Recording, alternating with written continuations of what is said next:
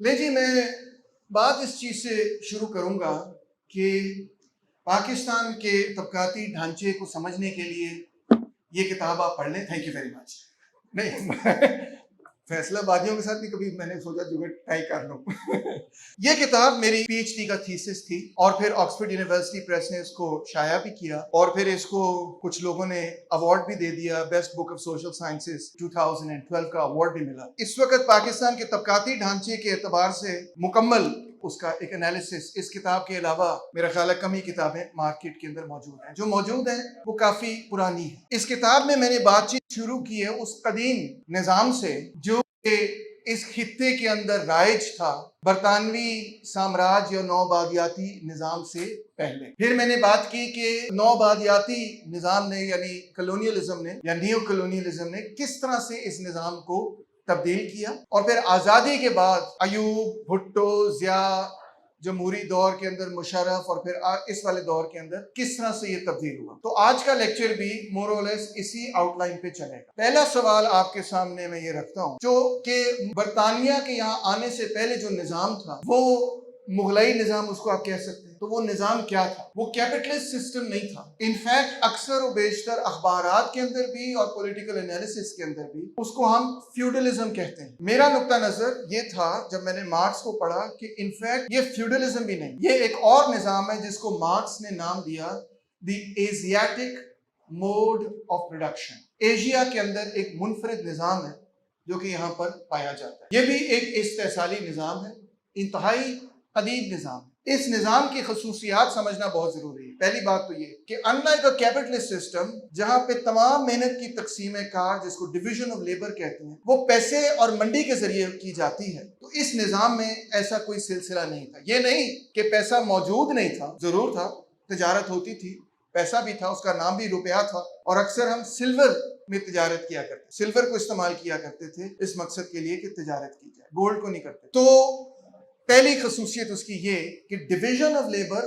Market نہیں بنائی. اگر منڈی ڈویژن آف لیبر نہیں بنا رہی تو کس طرح سے وہ بن رہی ہے؟ وہ اور طریقوں سے بن رہی ہے اور اس کی جسٹیفیکیشن آپ کو اکثر مذہب میں ملتی تھی، یہاں کے مقامی مذاہب میں ملتی یا جس بھی ایریا میں وہ سسٹم ہو وہاں. دوسری بات یہ اس کی خاصیت تھی کہ ان لائک یورپ جہاں پہ زرعی زمین نجی ملکیت کافی عرصے سے تھی، اس خطے میں زمین نجی ملکیت نہیں. اس کو ہم کہہ سکتے ہیں کہ قبائلی ملکیت تھی یا پھر وہ جاگیر کی شکل اختیار کرتی. جاگیر آج تو ہم یہ سمجھتے ہیں کہ ہم کہتے ہیں یہ پارٹی تیری جاگیر نہیں ہے، جس سے ہماری مراد یہ ہے کہ تمہاری یہ پراپرٹی نہیں ہے. مگر اس زمانے کے اندر جاگیردار کی ملکیت نہیں تھی، بلکہ بادشاہ اس زمانے میں جاگیردار کو یہ کہتا تھا کہ یہ ایک جاگیر ہے، یہاں سے جو پیسے بنیں گے یا جو مال آئے گا یا جو اناج اگے گا اس سے تم نے اپنے شاہ سواروں کو، گھوڑے سواروں کا خیال رکھنا، گھوڑوں کا خیال رکھنا. اور وہ 3-4 سال کے بعد اس جاگیردار کو اس جاگیر سے ہٹا بھی دیتا، کسی اور جاگیر پہ ڈال دیتا تھا. اور مزید جاگیردار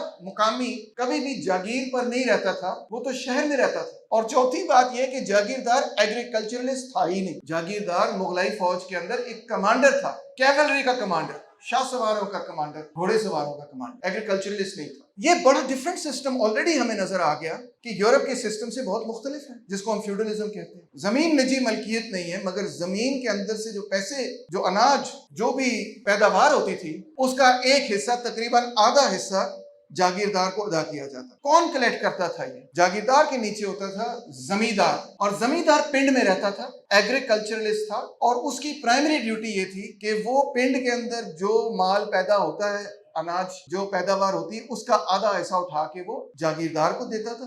10% حصہ جو ہے وہ اپنی جیب میں ڈالتا. باقی جو 40% حصہ تھا وہ پھر روایت کے مطابق جو پنڈ کے اندر مختلف کاسٹ تھی، ذات برادری کا نظام تھا، اس کے حساب سے وہ ان کو ایک ایک حصہ ادا کیا کرتا. تو یہ تو بہت ہی ڈفرینٹ سسٹم ہوا اس نظام سے جس کو ہم کیپٹلزم کہیں گے، اور اس نظام سے بھی جس کو ہم فیوڈلزم کہیں گے. یہ ہے ایشیاٹک موڈ آف پروڈکشن. اور اس کی تیسری خاصیت یہ تھی کہ کیونکہ ایشیا کے اندر ابھی تو بارش ہو رہی ہے، آپ جانتے ہیں کہ یہ موسمی بارشوں کا ہے، اگرچہ کچھ حد تک بے وقت بارشیں بھی ہو چکی ہیں، مگر 15 جولائی جو ہے وہ تو آپ کو پتا ہے کہ that is the classic date of the monsoon in our part of the world. ایک زمانہ تھا کہ آپ جس دن بارش ہوتی تھی آپ کہتے تھے اچھا 15 جولائی ہو گئی ہے، اتنی ایکوریٹ مانسون ہوتا تھا.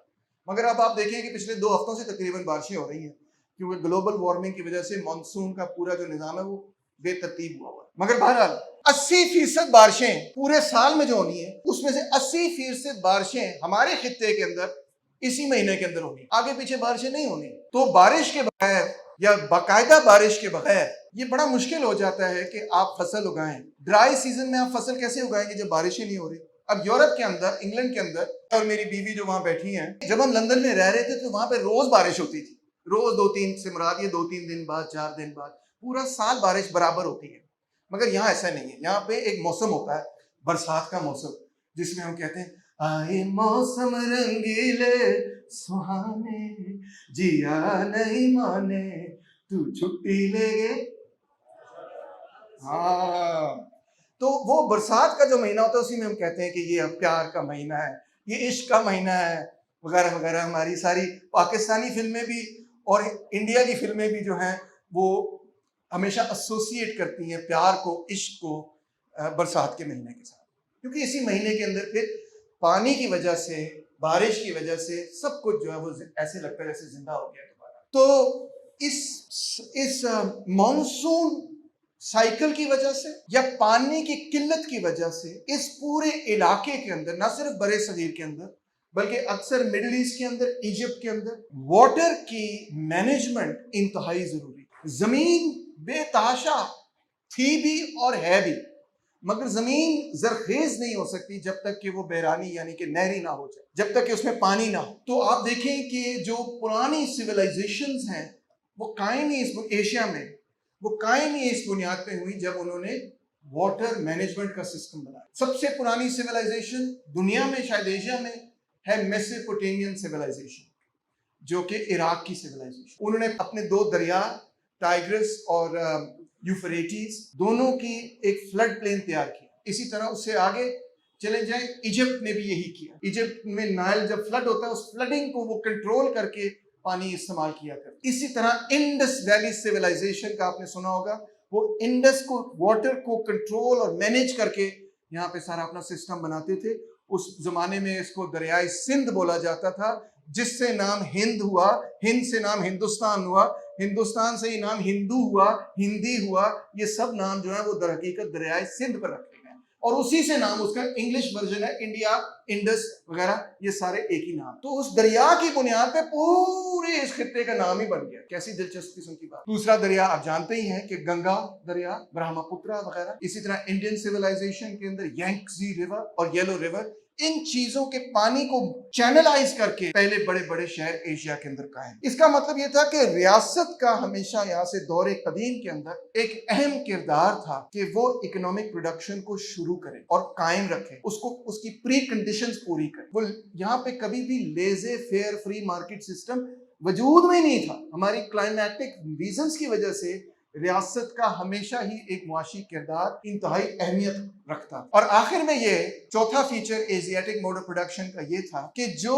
سرپلس پروڈکشن ہے، زائد پیداوار ہے، وہ ٹیکسز کی شکل میں یا ٹریبیوٹ کی شکل میں ریاست کو ادا کی جاتی تھی۔ اس کے عوض کہ دیکھیں ریاست نے ایک پورا سسٹم بنایا ہے نہری، جس سے کہ زراعت ممکن ہوئی ہے، تو اس وجہ سے ریاست کو بھی ایک حصہ ادا کرنا ہے۔ تو وہ حصہ ہم ادا کیا کرتے تھے، رینٹ کی شکل میں نہیں بلکہ مال کی شکل میں، ٹیکسز کی شکل میں، ٹریبیوٹ کی شکل میں۔ تو یہ 4 فیچرز تھے ایشیاٹک موڈ آف پروڈکشن۔ اب یہاں پہ انگریز آیا، پوری دنیا میں گیا، اور انگریز نے آ کے یہاں پہ اپنا نظام متعارف کرانا شروع کیا۔ پہلا جو اس نے بہت بڑا قدم اٹھایا وہ تھا کہ اس نے یہ کہا کہ یہ کیا عجیب و غریب آپ کا نظام ہے کہ زمین جو ہے وہ تو نجی ملکیت ہی نہیں ہے، وہ کسی کی پراپرٹی نہیں ہے، وہ سب کی پراپرٹی ہے۔ قبیلے کی پراپرٹی ہو سکتی ہے، جاگیر ہو سکتی ہے، مگر اس کی کوئی خرید و فروخت ممکن نہیں، اس کی کوئی ٹائٹل ڈیڈ موجود نہیں ہے کہ یہ زمین فلانے کی ملکیت ہے۔ تو انہوں نے کہا یہ تو سسٹم ٹھیک نہیں ہے، ہم زمین کو ملکیت بنائیں گے۔ یہ بات ہے گریٹ بنگال فیمن کے بعد، کیونکہ 10 ملین بندہ، 1 کروڑ بندہ برٹش کی پالیسیز کے نتیجے میں مر گیا، کیونکہ انہوں نے اتنا زیادہ ٹیکس لیا کہ لوگ جو ہے وہ اتنی بڑی تعداد میں مر گئے۔ پھر انہوں نے کہا کہ نہیں، اگر ہم اتنی بڑی تعداد میں ٹیکس لیں گے، مال وصول کریں گے، تو یہ تو جو لوگ ٹیکس دیتے ہیں وہی مر جائیں گے، تو ہمیں کوئی سسٹم بہتر بنانا پڑے گا۔ ایسٹ انڈیا کمپنی ہی یہ سوچ رہی ہے، جس سے یہ لوگ اتنے تو زندہ رہ سکیں کہ یہ ہمیں پیسے دیتے رہیں۔ IMF والوں کو بھی یہ سمجھانے کی ضرورت ہے۔ بہرحال تو انہوں نے پھر پرماننٹ سیٹلمنٹ ایکٹ انٹروڈیوس کیا 1793 میں، جس میں انہوں نے بنگال میں پہلی دفعہ زمین کو نجی ملکیت میں بنایا اور لوگوں کو زمینوں کے ٹائٹل فراہم کیے، اور یہی چیز انہوں نے 1860 کے اندر ہمارے یہاں پنجاب کے اندر بھی کرنی شروع کی اور مختلف کنال کالونیز بھی بنائی، جس میں سے آپ جانتے ہوں گے ایک شہر انہوں نے یہ بھی بنایا جو آپ کے سامنے، جو اس وقت لیل پور کے نام سے مشہور تھا، کیونکہ یہ ایک برٹش کے نام پر رکھا گیا۔ بعد میں ہم نے اس کو کنگ فیصل، شاہ فیصل کے نام پہ فیصل آباد بنا کے رہنے والے لوگ۔ تو اب جب برٹش نے یہ پورا سسٹم ٹرانسفارم کیا، تبدیل کیا، تو انہوں نے یعنی کہ وہاں پہ تو کیپٹلزم آ چکا تھا 16ویں صدی، انہوں نے وہی سرمایہ دارانہ نظام یہاں پہ متعارف کروایا، مگر جو بڑے بڑے زمیندار اور جاگیردار تھے انہی کو یہاں کا دیہاتی سرمایہ دار بنانے کی کوشش کی، نجی مالک بنانے کی کوشش کی۔ جو مال پہلے وصول ہوتا تھا انہوں نے کہا کہ اب ہم روپے میں وہ مال وصول کریں گے، وغیرہ وغیرہ، اس قسم کے بہت سارے ایڈمنسٹریٹو چینجز انٹروڈیوس کیے، جس سے انہوں نے یہاں پہ کیپٹلسٹ سسٹم متعارف کرانے کی کوشش کی۔ اب یہ کیپٹلسٹ سسٹم یہاں پہ جو متعارف ہوا، یہ در حقیقت جو پرانا ایشیائی طرز پیداوار تھا اور سرمایہ داری نظام، ان دونوں کو اس طرح سے فیوز کر کے بنا، یعنی وہ روایتیں جو پرانے نظام کی قائم ہیں، جو کہ اس سرمایہ داری نظام کے لیے کسی نہ کسی اعتبار سے مفید ثابت ہو سکتی ہیں، ان کو بھی ہم رکھیں گے، اگرچہ وہ روایتیں جو ہیں وہ آؤٹ آف ڈیٹ ہیں، اگرچہ وہ روایتیں جو ہیں وہ معاشی ترقی کے لیے کارآمد نہیں ہیں، مگر کیونکہ وہ ان کی حکومت کے لیے اور ان کی یہاں حاکمیت کے لیے ضروری تھی، تو لہٰذا ان دقیانوس روایتوں کو بھی ایک طرف سے قائم رکھا اور دوسری طرف سے ایک بہت ہی استحصالی قسم کا سرمایہ داری نظام انٹروڈیوس کیا۔ استحصالی اس وجہ سے تھا کہ برطانیہ کی جب تک یہاں پر حکومت تھی تو ان کی یہ خواہش تو نہیں تھی، ان کا یہ مشن تو نہیں تھا کہ یہاں کے لوگ جناب جو ہیں وہ بڑے زرخیز ہو جائیں، یہاں کے لوگ جو ہیں بڑے خوشحال ہو جائیں، یہاں کے لوگ بڑے پراسپرس ہو جائیں، بڑے امیر ہو جائیں۔ نو، آف کورس ناٹ۔ وہ ایک ایمپائر تھا اور اس ایمپائر کا مقابلہ تھا یا تو رشین ایمپائر کے ساتھ، یا فرینچ ایمپائر کے ساتھ، یا اسپینش کے ساتھ، یا پورچوگیز کے ساتھ، اکثر یورپین ایمپائر سے ہی ڈچ کے ساتھ ان کا مقابلہ تھا۔ تو ان کو اس کی کوئی پرواہ نہیں تھی کہ یہاں کے لوگوں کے ساتھ کیا بیت رہی ہے، کیا ہو رہی ہے، آج بھی کوئی پرواہ نہیں ہے، اور ان کا انٹرسٹ صرف اتنا تھا کہ ہم اپنا ایمپائر بڑا کر سکیں۔ تو ایمپائر کے لیے جو کچھ بھی ان کو کرنا پڑا وہ انہوں نے کیا، اور اس کے نتیجے میں ایک نہیں کئی بغاوتیں ہوئی، جس کی سب سے بڑی مثال 1857 میں آپ کو ملتی، جس کو وار آف انڈیپینڈنس بھی کہتے ہیں۔ تو جو اس قسم کا سرمایہ داری نظام انہوں نے یہاں پہ متعارف کرایا، اس کا مقصد کیا تھا؟ اس کا مقصد یہ تھا کہ پیداوار یہاں کے مقامی لوگ کریں، اور جو زائد پیداوار ہے وہ ہم ٹیکسز کی شکل میں اور طریقوں سے اکٹھی کریں، اور اس سے پھر ہم مینچسٹر کے اندر، برمنگھم کے اندر، لندن کے اندر، یعنی کہ انگلینڈ کے اندر اپنی انڈسٹریلائزیشن ممکن بنا سکیں، اپنے ایمپائر کو تگڑا کر سکیں۔ ان کو یہ پرواہ نہیں تھی کہ یہاں کی ترقی ہو، ان کو پرواہ تھی کہ ہماری ترقی ہو، کیونکہ ان کے وہ اپنے ملک کو پرائیورٹی دینا چاہتے تھے۔ تو لہٰذا پورے کا پورا نظام اس طرح سے بنایا گیا، جس کو ہم انگریزی میں کہتے ہیں سرپلس ایکسٹریکشن، کہ یہاں سے جو زائد پیداوار ہے اس کو کس طرح سے نکال کے برطانیہ لے کے جانا ہے، وہاں کی ملوں میں استعمال۔ پوری اکانومی کو کاٹن اکانومی کیوں بنایا گیا؟ کیونکہ برٹن کے اندر وہ مشینیں ایجاد کی گئیں جو کہ کاٹن سے مشین کے ذریعے کپڑا بناتی تھی۔ انڈسٹریل ریولوشن کی شروعات کاٹن سے ہوئی، تو وہ یہاں پہ اس ایریا کو کاٹن پلانٹیشن میں تبدیل کر دیا۔ ٹوٹلی آپ دیکھیں آج بھی کپاس ہی ہر طرف بیسکلی اگائی جاتی ہے، اور آج بھی ہم وہ کپاس یا اس کو تھوڑا سا پروسیس کر کے کپڑا بنا کے یا کوئی اسٹیچنگ گارمنٹس وغیرہ کر کے بیچنے کی کوشش کرتے ہیں، وہ بھی یورپ ہی بیچنے کی کوشش۔ پوری اکانومی ٹیلرڈ تھی، آپ کی ضروریات کے لیے نہیں، ان کی ضروریات۔ اس کے اتنے شدید نقصانات تھے کہ جتنا عرصہ یہاں پہ برٹن کی حکومت رہی، تو میں آپ کو بتاؤں کہ ریٹ آف گروتھ پورے انڈیا کا کالونیل پیریڈ میں آپ گیس کر سکتے ہیں کیا 5% تھا؟ نو۔ کیا 4% تھا؟ نو۔ کیا 3% تھا؟ نو۔ کیا 2% تھا؟ نو۔ کیا 1% تھا؟ نو۔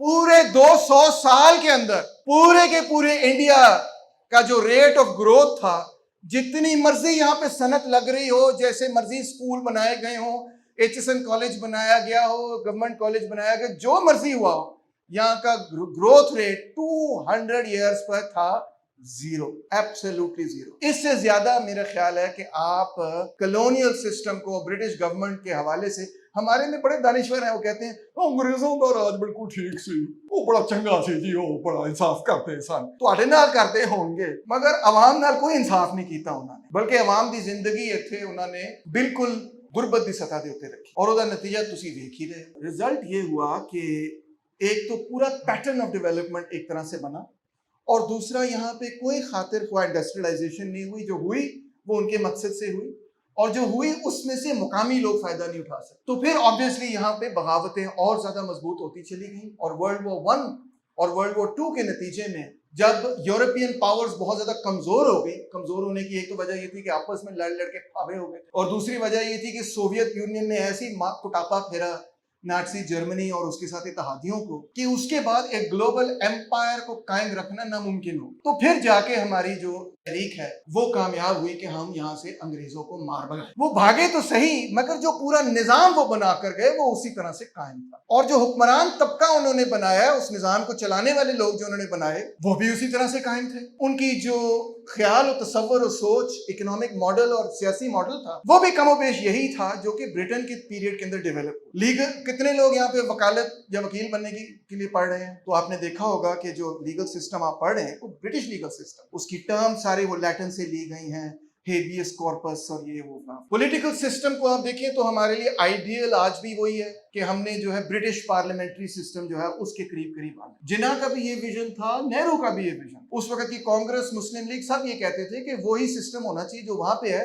مگر اس کو وہاں نہیں ہونا چاہیے صرف یہاں بھی ہونا چاہیے اور ابھی آج تک آپ دیکھیں کہ جو اکانومسٹ اور پولیٹیکل سائنٹسٹ جو لکھتے ہیں وہ پاکستان کے اندر جو ہونے والے واقعات ہیں ہمیشہ ویسٹ کو ایک یارڈ سٹک رکھ کے جو ہے بتاتے ہیں کہ ہم کیا غلط کر رہے ہیں کیا صحیح کر رہے ہیں ایسے ہی ہے نا تو وہ طبقہ ایک پیدا ہوا جس نے پھر یہاں کی حکمرانی سنبھالی اور بھاگ دوڑ سنبھالی اور اس طبقے کے لیے خاص طور پہ جب پاکستان پیدا ہوا انڈیا سے جب ہم علیحدہ ہوئے اور پاکستان علیحدہ ایک نیا ملک وجود میں آیا تو یہاں پہ بہت زیادہ پریشانی تھی کہ یہ ایک ایسی ریاست قائم ہوئی ہے جو بہت ہی عجیب و غریب ایک تو یہ کہ اس کا ایک حصہ وہ 1000 میل اس طرف ہے پھر بیچ میں ایک اور ملک ہے پھر دوسرا حصہ ادھر ہے ایسی ریاست تو بہت کم دیکھنے کو ملی پوری تاریخ میں پھر دوسرا معاملہ یہ کہ یہاں پہ کوئی صنعت ہی نہیں ہے بڑے لیول کی تیسرا معاملہ یہ کہ یہاں پہ ایڈمنسٹریشن کیا چلا سکیں گے لوگ نہیں چلا سکیں گے ساری ایڈمنسٹریشن ایک ایڈمنسٹریشن تھی فوج بھی ایک تھی بیوروکریسی بھی ایک تھی اس کو کیسے تقسیم کرنا ہے پھر ایک اور بہت بڑا کرائسس یہ کہ لاکھوں کروڑوں کی تعداد کے اندر لوگ بارڈر کراس کر کے ادھر جا رہے تھے ادھر جا رہے تھے قتل عام ہو رہا تھا کیسے ان کو سیٹل کریں گے کدھر سیٹل کرائیں گے کیا ہوگا تو بہت شدید کرائسس اس کرائسس کو حل کرنے کے لیے اس وقت کی قیادت نے اور ایک اور کرائسس بھی تھا کہ مسلم لیگ نے کبھی سوچا ہی نہیں تھا کہ واقعی ہمیں پاکستان شاید مل جائے گا یا نہیں ملے گا تو جب مل گیا تو ان کو پتہ ہی نہیں تھا اب اس کا آئین کیا بنائیں آپ سوچے ہیں کہ پہلے 25 سال ہم آئین ہی نہیں بنا سکے انڈیا نے 2-3 سال میں آئین بنا کے یہ لو جی ختم ہو گیا معاملہ آئین ہی نہیں بن رہا آئین سے مطلب یہ ہے کہ جو کہ اسمبلی سے پاس ہے ویسے تو عبوری آئین بن گیا 56 کا بھی اور 65 کا بھی مگر وہ اسمبلی سے تو پاس نہیں ہوا تھا تو ڈیموکریٹک کانسٹیٹیوشن کیوں نہیں ہو رہا تھا کیونکہ ایسٹ پاکستان اور ویسٹ پاکستان کے درمیان پاور شیئرنگ ارینجمنٹ پہ فیصلہ ہی نہیں ہو رہا تھا حالانکہ وہاں بھی مسلم لیگ تھی یہاں بھی مسلم لیگ تھی ایک ہی پارٹی تھی مگر ایک ہی پارٹی فیصلہ ہی نہیں کر پا رہی تھی کہ بھئی ہم کیسے آپس میں اکٹھے مل کر کام کریں گے کسی فیصلہ باغی نے ضرور پوچھا ہوگا کہ وہ تسی تعلق سوچیا کہ کریں ایسی مگر واقعی انہوں نے سوچا ہی نہیں حیرت انگیز بات ہے کہ آئین کیسا ہوتا تو ہم ہی چلا لیتے ہیں ملک پہلے بیوروکریسی نے سوچا اسکندر مرزا صاحب نے محمد علی صاحب نے وغیرہ انہوں نے کہا کہ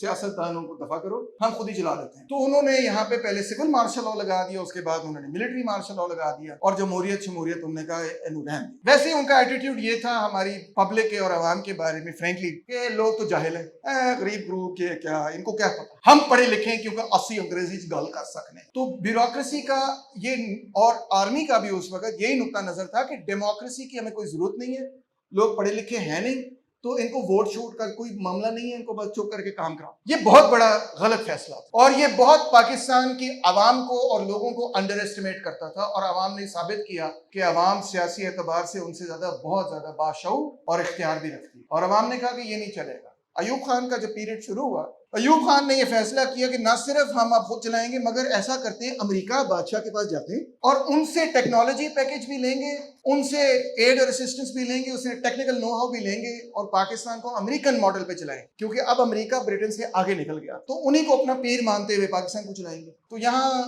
امریکن ایڈوائزرز آئے اور انہوں نے ایک پورا ماڈل بنایا پاکستان کی معاشی ترقی کا جس میں گرین ریولوشن شامل تھا tractorization mechanization high yield variety seed water کی مینجمنٹ اور پیسٹیسائڈز یہ انہوں نے ٹیکنالوجی پیکج آپ کو دیا یہ بڑا کامیاب ہوا تربیلا ڈیم ورلڈ بینک والوں نے کہا یہ لو ہم تمہیں تربیلا ڈیم کے لیے پیسے دیتے ہیں, تربیلا ڈیم بنا دو. اس سے ہمارا کراپ سیزن ڈبل ہو گیا, ہم ونٹر کے اندر بھی کراپ, اب دوسرے سیزن کے اندر بھی کراپ ہم نے بنانی شروع کر دی. اور ساتھ ہی ساتھ انہوں نے کہا انڈسٹریلائزیشن کے لیے ہم تمہیں بتاتے ہیں کہ یہ اکنامک پالیسی لگاؤ. انہوں نے کہا جی عوام تو کبھی انڈسٹریلائزیشن کر نہیں سکتے, تو ہم نے عوام سے پیسہ اکٹھا کرنا کر کے چند گھرانوں کو دینا ہے, 22 گھرانوں کو, تاکہ ان کے پاس خوب سیونگز ہوں. جب ان کے پاس بہت پیسہ ہوگا تو وہ انویسٹمنٹ کریں گے, اور اسٹیٹ گارنٹی کرے گی جس چیز کے اندر وہ انویسٹمنٹ کریں گے کہ اس کو ہم نے کامیاب بنانا. اس کے لیے انہوں نے 2 ادارے بنائے, ایک کا نام تھا پاکستان انڈسٹریل ڈیولپمنٹ کارپوریشن, پکک اور پڈک, اور اس میں انہوں نے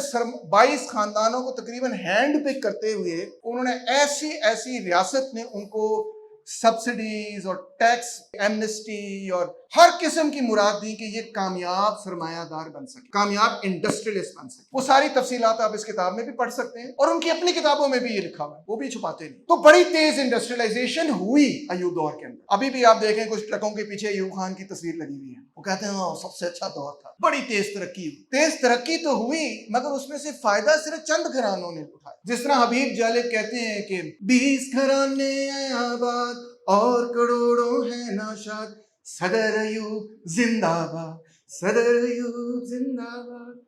تو واقعی وہ حقیقت, پورا انڈسٹریل انفراسٹرکچر جو بنا اس پہ 20-22 گھرانے ہی ٹوٹلی ڈومینیٹ کرتے, انشورنس پہ, انڈسٹری پہ, بینکنگ اینڈ فائنانس پہ. تو ہوا کیا کہ اس کے خلاف پھر پبلک نکل آئی سڑکوں پہ. ایسٹ پاکستان نے سب سے پہلے یہ کہا کہ ساری انویسٹمنٹ تو ویسٹ پاکستان میں ہو رہی ہے, جھوٹ ساری یہاں پہ بنتی ہے جو باہر بکتی ہے, جسے بوریاں بنتی ہیں, رسیاں بنتی ہیں, اور جو سے منافع بنتا ہے وہ سارا ویسٹ پاکستان میں لگ جاتا ہے. تو وہاں پہ عوامی لیگ نے 6 نکاتی ایجنڈا دیا. آپ غور کریں کہ 6 کے 6 نکات معاشی تھے, 6 کے 6 ڈیمانڈز اکنامک تھی, اور 6 کی 6 ڈیمانڈز کا ایک ہی مقصد تھا کہ ایسٹ پاکستان سے جو اتنی زائد پیداوار ہے وہ انویسٹمنٹ ویسٹ پاکستان میں نہ جائے, ایسٹ پاکستان میں بھی آئے. That's it. یہ ہمیں قبول ہی نہیں تھا.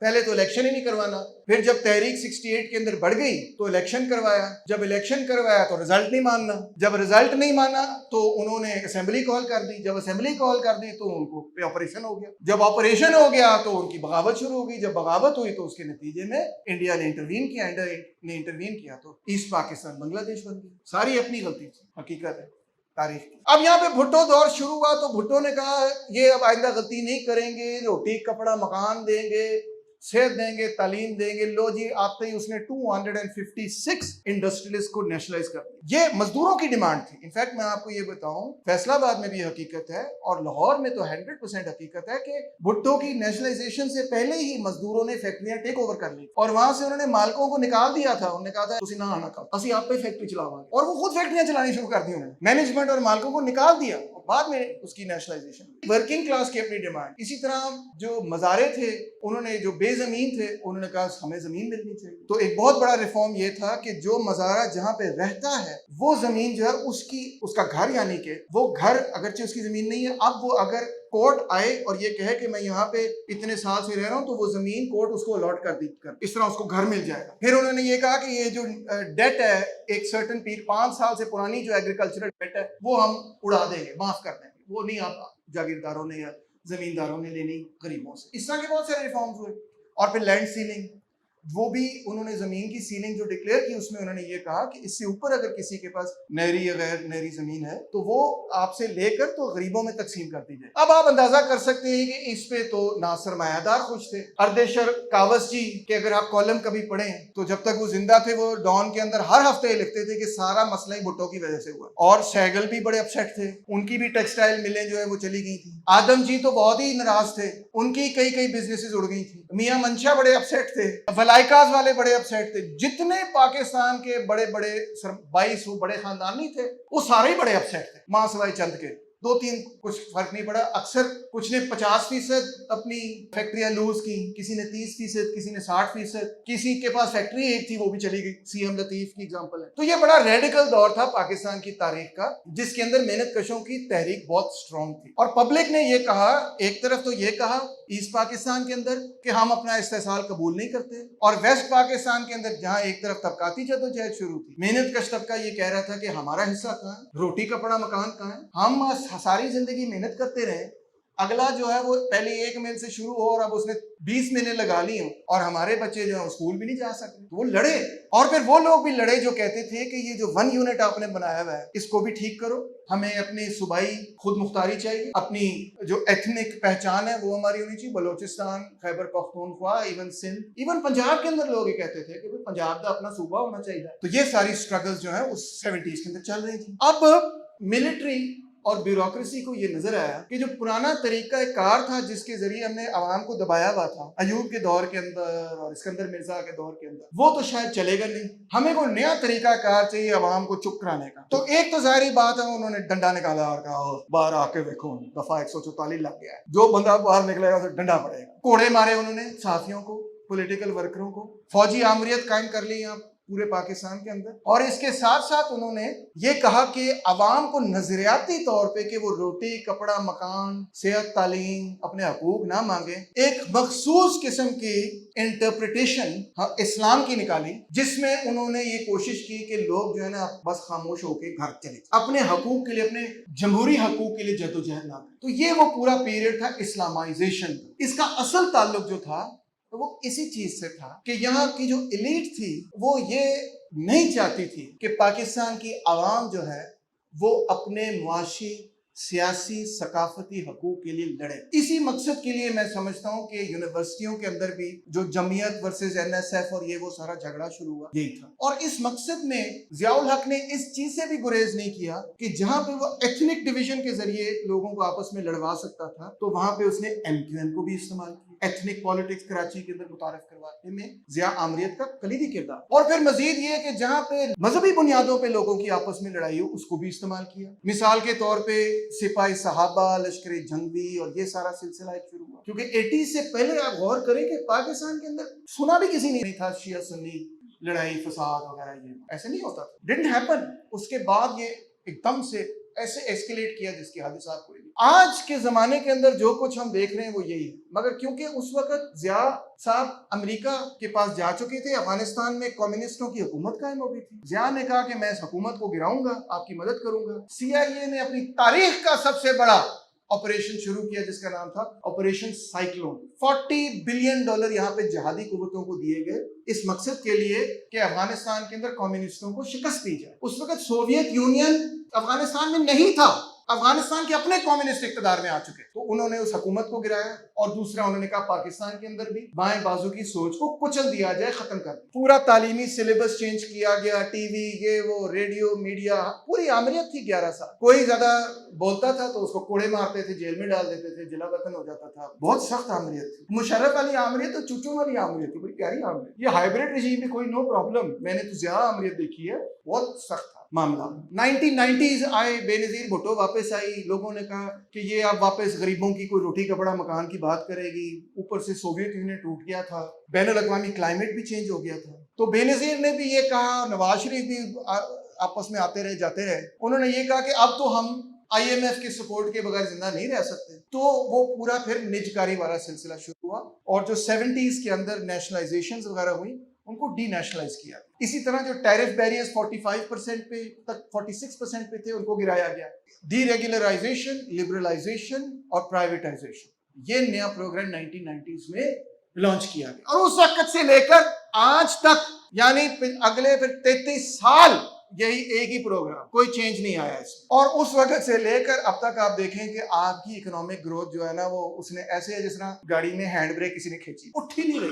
ہر اکانومسٹ یہ کہتا ہے جی بھٹو نے خراب کر دی اکانومی. اکانومسٹ سے آپ یہ پوچھیں کہ بھٹو نے جو خراب کر دی اکانومی وہ تو سارا آپ نے ریورس کر دیا تھا 90s میں. تو 90s میں تو اکانومی کو بڑا گرو کرنا چاہیے تھا نا. آپ خود کہتے ہیں کہ فری مارکیٹ اکانومی کر لیں تو بڑی گروتھ ہوگی. تو 90s میں گروتھ تو اس پیریڈ سے بھی کم تھی جو بھٹو کے پیریڈ کے اندر 4% گروتھ تھی. تو 90s میں تو وہ بھی گروتھ نہیں تھی. ابھی آپ دیکھ لیں IMF کی پالیسی پہ آپ چل رہے ہیں, کیا گروتھ ہے پاکستان میں. IMF والے خود کہہ رہے ہیں جی آپ کی گروتھ ہوگی جی, ہم نے کیلکولیٹ کیا جی 0.29%. اندازہ کریں, یہ تو وہی کلونیل گروتھ ریٹ ہے جو زمانے میں تھا جب یہاں پہ نوآبادیاتی نظام قائم تھا, جب یہاں پہ انگریزوں کی حکومت تھی. واپس وہاں چلے گئے. تو میں آپ کو بتانا یہ چاہ رہا ہوں کہ we have come full circle. سیاسی اعتبار سے ہم بظاہر آزاد ہیں، سیاسی اعتبار سے پاکستان ایک آزاد ملک ہے، یونائٹڈ نیشنز میں آپ کا امبیسڈر بھی جاتا ہے، بلاول صاحب بھی جاتے ہیں کہ جی ہاں جی میں آگے ہوں، جی بتائیں جی کیا کرنا ہے. مگر غور کیجئے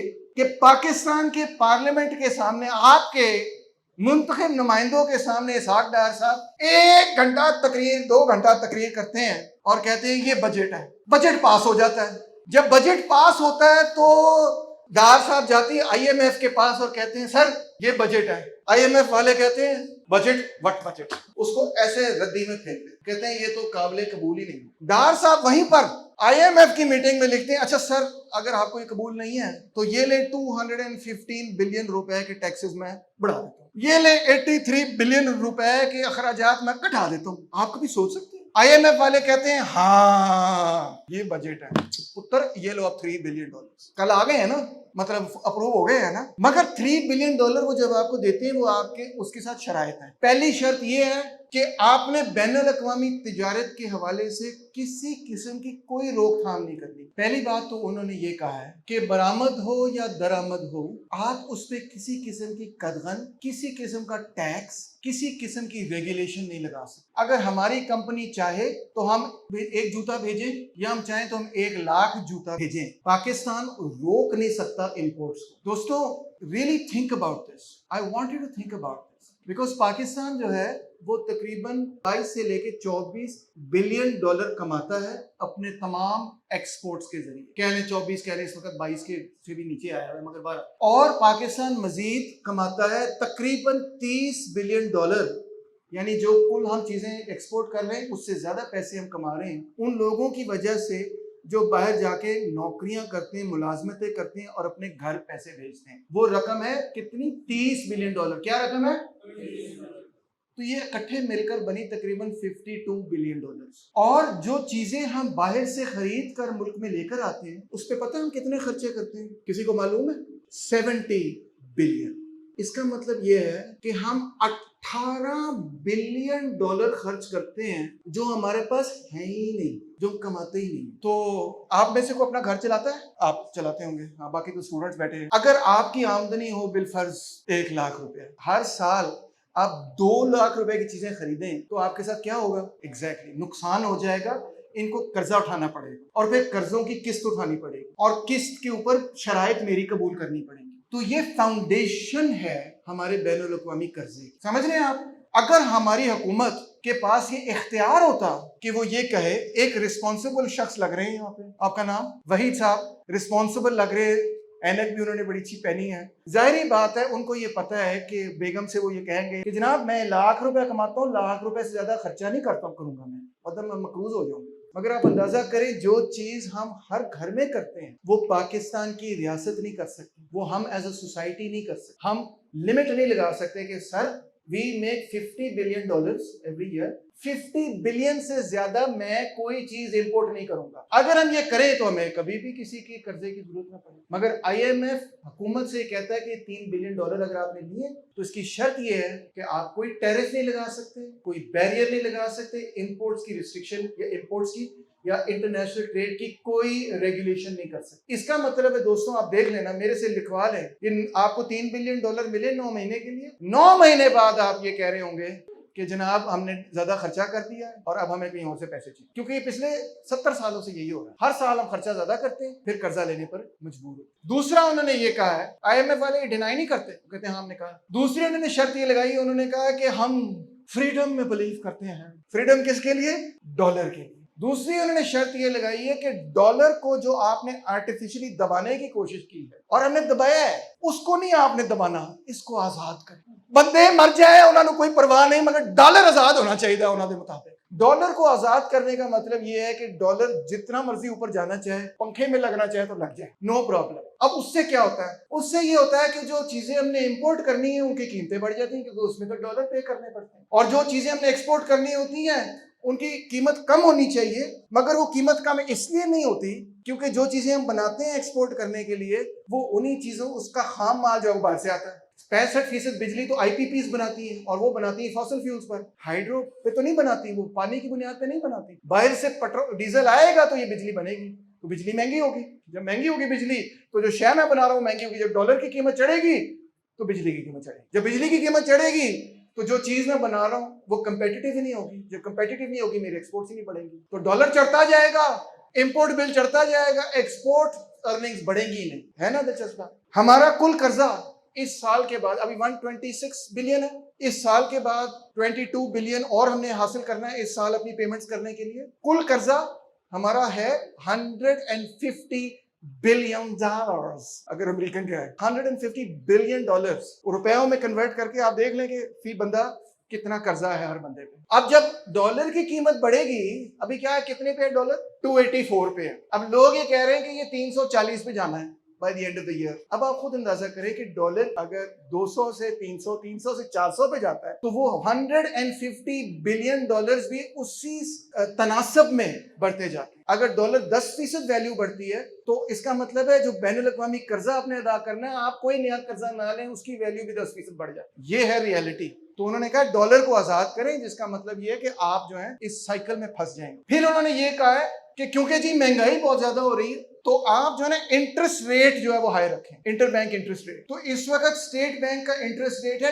21%, 21%. جتنے کمرشل بینکس ہیں انہوں نے کیا کیا ہے کہ وہ اسٹیٹ بینک کو قرضہ دے کے آپ لوگوں کو 18%, 19%, 17%, 16% دے کے خوب پیسے کما رہے ہیں. پرائیویٹ تو دے ہی نہیں رہے کسی کو. کوئی سرمایہ دار پاگل ہوگا کہ 25% پہ قرضہ اٹھا کے کوئی فیکٹری لگائے 25% سود پہ. It's not going to happen. تو رزلٹ یہ ہے کہ کیونکہ انٹر بینک انٹرسٹ ریٹ 21% پہ ہے تو اس کا مطلب یہ ہے کہ اکانومی کی کوئی پرائیویٹ سٹیمولیشن نہیں, کہ کوئی قرضہ لے کے فیکٹری نہیں لگائے گا اگلے پورا سال. اور فیکٹریاں لگتی ہیں قرضے پر. فیکٹریاں اس پیریڈ آف ہسٹری میں ایسے نہیں لگتی کہ آپ نے اپنے تکیے کے نیچے پیسے بچائے ہوئے کہ اسے آپ نے فیکٹری لگا لی. ایسے کوئی فیکٹری نہیں لگاتا, قرضے پر لگتی ہے. تو قرضہ نہیں لے سکتے آپ کیونکہ انٹرسٹ ریٹ اتنا ہے. جب انٹرسٹ ریٹ اتنا ہے تو نئی فیکٹری نہیں لگے گی. جب نئی فیکٹری نہیں لگے گی تو روزگار بھی نہیں ہوگا, گروتھ بھی نہیں ہوگی, ڈیولپمنٹ بھی نہیں ہوگی. انہوں نے یہ کہا کہ اتنا high interest rate obviously state bank کو رکھنا ہی پڑے گا کیونکہ بہت زیادہ تیزی سے انفلیشن ہو رہی ہے. اگر انفلیشن ریٹ سے میرا انٹرسٹ ریٹ نیچے ہو تو اس کا مطلب ہے قرضہ لے کے جب میں واپس پیسے ادا کروں گا تو میں منافع میں ہو جاؤں گا. تو اس لیے کوئی بینک جو ہے وہ انفلیشن ریٹ سے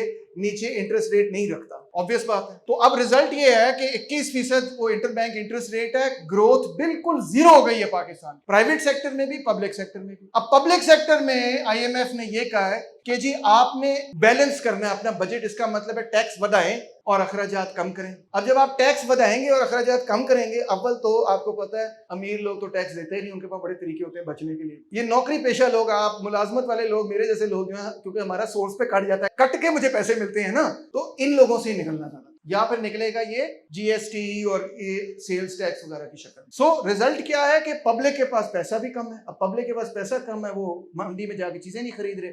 جب چیزیں نہیں خرید رہے تو اور زیادہ اکنامک ڈپریشن شدید ہو جائے گی. تو نہ پبلک سیکٹر کے ذریعے آپ اکانومی کو سٹیمولیٹ کر رہے ہیں, نہ پرائیویٹ سیکٹر کے ذریعے آپ سٹیمولیٹ کر رہے ہیں. دونوں طرف سے جو ہے اکانومی کی سٹیمولیشن ہی نہیں ہو رہی اس وقت جب ہمیں گروتھ کی سب سے زیادہ ضرورت ہے. کیونکہ کمپیٹیٹو کیسے ہوں گے؟ اگر آپ کمپیٹیٹو ہونا چاہتے ہیں تو گروتھ ہوگی تو کمپیٹیٹو ہوں گے نا, ادروائز کیسے کمپیٹیٹو ہوں گے؟ آخر میں وہ یہ کہتے ہیں کہ جی آپ اپنا پبلک سیکٹر ہے اس کو بہتر مینیج کریں, جس سے اس کی مراد یہ ہے کہ پی آئی اے کو بیچ ڈالیں, ریلوے کو بھی بیچ ڈالیں. پچھلے 70 سالوں میں ماں سوائے سڑکوں کے پبلک کے لیے جو انفراسٹرکچر ہوتا ہے وہ پاکستان کی حکومت نے نگلیکٹ. سکولنگ ہو, ہسپتال ہو, سروسز ہو, جو بھی معاملہ پبلک سے تعلق رکھتا ہے اس میں آپ دیکھیں کوئی انویسٹمنٹ نہیں. آپ کے ٹرانسپورٹ کے لیے, پرائیویٹ کی بات نہیں کر رہا, آپ کی سہولت کے لیے جو فیسلٹیز ہیں وہ حکومتوں نے بنائی ہی نہیں ہے. جو بنائی ہیں وہ بہت بیکار ہے اور بہت لو کوالٹی اور بہت کم ہے تعداد کے اعتبار سے, جتنی پبلک ہے, جتنی آبادی اس کے اعتبار سے. اور اب مزید وہ کہہ رہے ہیں کہ جو جتنا بہت ہے وہ بھی نہیں کرنا. So that is the reality. میں اپنی بات اب یہیں پہ ختم کروں گا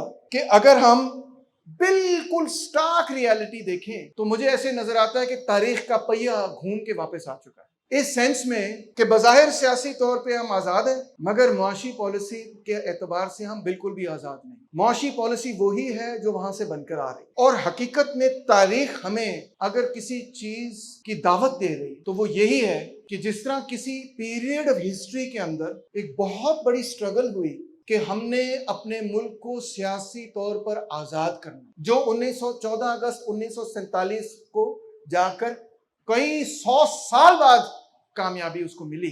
تو میں یہ کہوں گا کہ آج تاریخ ہمیں ایک اور دعوت دے رہی, اور وہ دعوت یہ ہے کہ ہم نے اپنے ملک کو معاشی طور پر آزاد کر. سیاسی طور پر ہم آزاد ہیں، معاشی طور پر ہم غلام. یہ تاریخ کا سب سے، آج کی تاریخ کا اور ہمارے آج کے سماج کا سب سے بڑا اول ہسٹوریکل مشن. یہی سبق سکھانے کے لیے میں آپ کے پاس آج حاضر ہوں.